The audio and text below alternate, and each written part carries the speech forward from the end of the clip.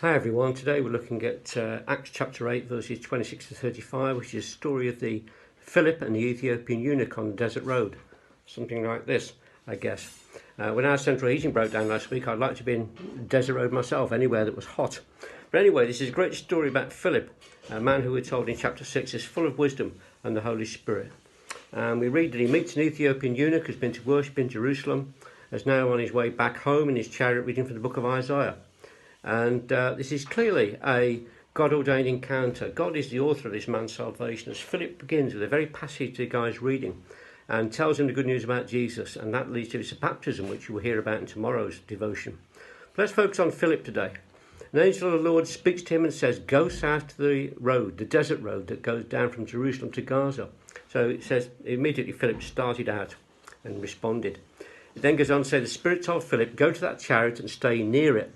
Then Philip ran up to that chariot, hears him reading and asks just the right question. Do you understand what you are reading? He then goes on to explain about the good news of Jesus to him. So Philip is available to God's leading. Philip is obedient to God's calling.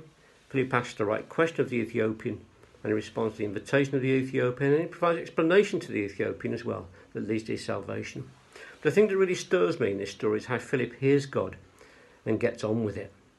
Jeff Chad used to say the Christian life is very simple. You hear God and you do it. I agree, but the hearing God can be difficult at times, can't it? But don't you want to hear God more like Philip did? Don't you? I do. Maybe we should be asking more. I feel like a Sunday league player compared with someone like Philip playing in the Champions League.